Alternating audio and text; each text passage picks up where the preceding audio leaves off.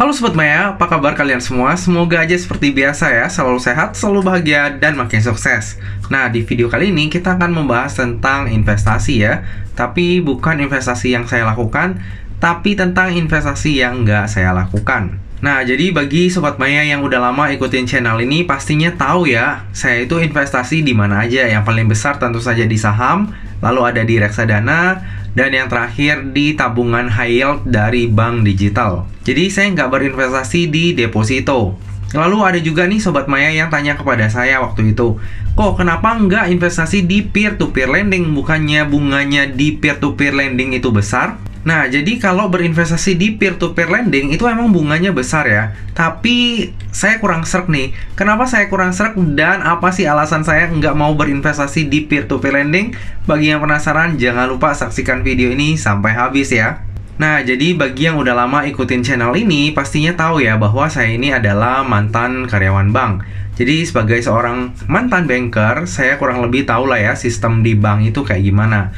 Dan peer-to-peer lending ini kurang lebih secara sederhananya, sistemnya itu mirip dengan bank. Jadi kalau sistem bank itu kan dia menghimpun dana lalu menyalurkan dana tersebut kepada orang-orang yang butuh pinjaman.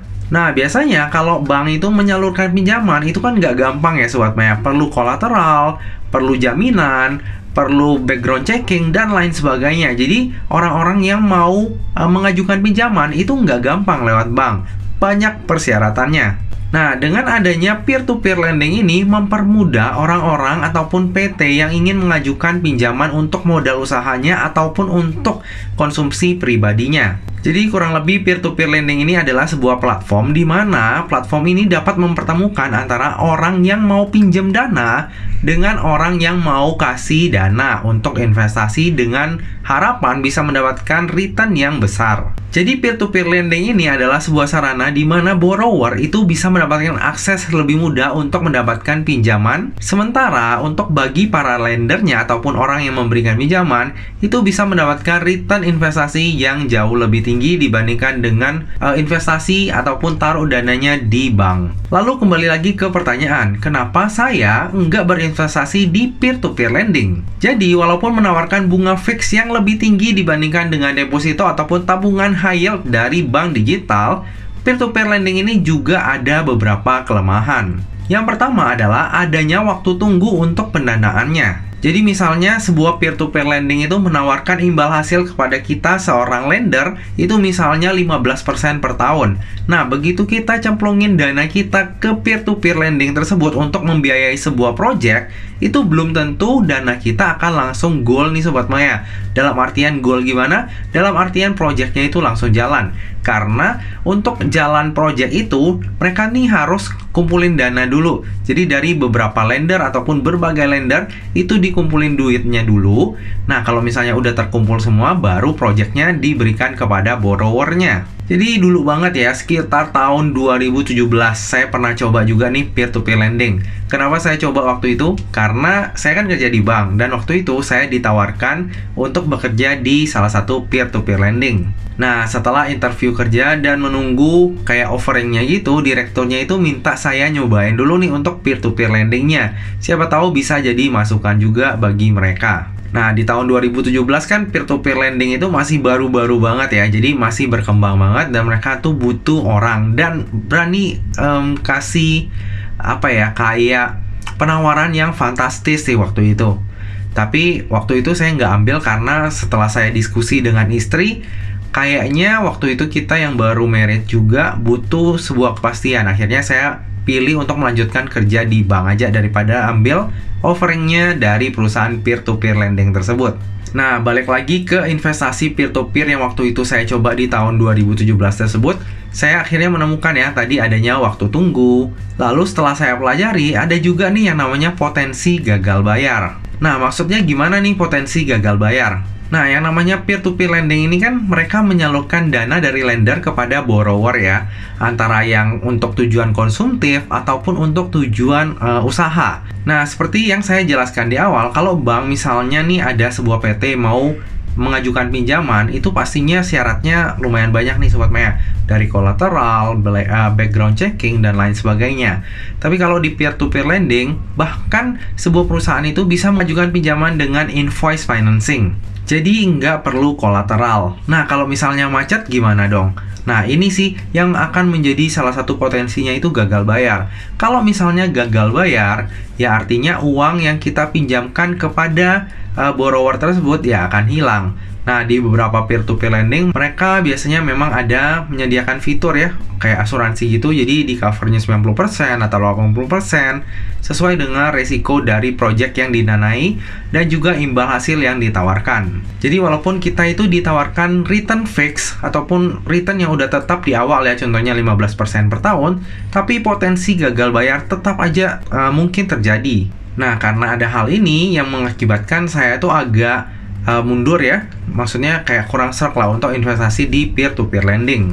Walaupun terkadang kita tuh sebelum kita mendanai sebuah project, kita kan pasti mempelajari dulu ya. Jadi kayak contohnya misalnya Sobat Maya mau investasi di saham, investasi ya, bukan trading ya. Kalau misalnya kita investasi kan biasanya kita cari tahu dulu perusahaannya bergerak di bidang apa, cash flow-nya gimana, hutangnya seberapa besar, kayak gitu kan. Nah, sebenarnya di peer-to-peer lending juga bisa sih. Cuma menurut saya, risk dan reward-nya itu lebih enak taruh di saham. Jadi kalau sama-sama high risk, kenapa nggak saya taruh di saham aja? Kurang lebih seperti itu pemikiran saya. Lalu untuk peer-to-peer lending ini, kita itu juga nggak bisa mencairkan dana kita itu sewaktu-waktu. Jadi ada temponya nih Sobat Maya. Contohnya pendanaannya itu misalnya 1 tahun, ya udah, artinya dana kita akan kelok selama 1 tahun, nggak bisa sembarangan kita tarik. Nah, jadi karena adanya kelemahan-kelemahan tersebut membuat saya, ya kayaknya saya nggak dulu deh untuk investasi di peer-to-peer lending. Walaupun ya mungkin bagi sebagian Sobat Maya ataupun sebagian teman-teman yang lain, investasi di peer-to-peer lending itu menjanjikan ya, karena bunga fix per tahunnya itu lumayan besar. Cuma bagi orang-orang kayak saya yang mungkin udah kenal saham, kayaknya kalau sekalian high risk ya taruh di saham sih dananya, seperti itu. Nah, menurut saya peer-to-peer lending ini juga lebih cocoknya untuk orang-orang yang pengen membantu perekonomian negara Indonesia ya. Jadi pengen bantu UMKM, karena peer-to-peer lending ini kan benar-benar membantu perekonomian kita Sobat Maya. Membantu UMKM bisa mendapatkan pendanaan yang jauh lebih gampang dibandingkan dengan bank. Jadi kalau misalnya Sobat Maya punya visi misi untuk membantu perekonomian Indonesia, nah peer-to-peer lending ini juga lumayan bagus ya. Selain kita membantu UMKM, kita juga bisa mendapatkan fixed income ataupun return dan imbal hasil yang pasti yang ditawarkan dari peer-to-peer lending tersebut. Cuma bagi saya pribadi, ya saya kurang cocok dan kurang serk sih dengan peer-to-peer lending ini. Saya juga pernah sih ditawarkan oleh beberapa platform peer-to-peer lending ya, untuk di-endorse menawarkan peer-to-peer lending di YouTube-nya saya ini. Cuma karena saya emang nggak pakai dan nggak investasi di peer-to-peer lending tersebut, ya saya nggak terima tawaran endorsan tersebut, udah saya tolak. Karena ya gimana ya, kalau misalnya saya menawarkan kepada Sobat Maya sesuatu yang nggak saya pakai, kayaknya kurang etis aja bagi saya kayak gitu. Kalau misalnya kita bicara tentang duit sih ya sebenarnya menggoda ya, cuma kayaknya saya mempertanggungjawabkannya susah. Jadi akhirnya saya tolak aja untuk endorsan kayak peer-to-peer lending ini. Ataupun kemarin tuh ada yang nawarin tentang forex juga, saya nggak ambil karena ya saya sendiri nggak pakai kayak gitu. Nah Sobat Maya, demikianlah video sharing saya kali ini mengenai alasan saya kenapa saya nggak berinvestasi di peer-to-peer lending. Sobat Maya sendiri punya nggak nih pengalaman yang mengenakan ataupun kurang mengenakan semenjak berinvestasi di peer-to-peer lending? Kalau ada, jangan lupa untuk share di kolom komentar ya. Nah Sobat Maya, akhir kata jangan lupa untuk selalu jaga kesehatan, jangan lupa untuk selalu bahagia, dan semoga perjalanan investasi kita selalu cuan bareng-bareng ya. Sampai jumpa di video selanjutnya. Dah.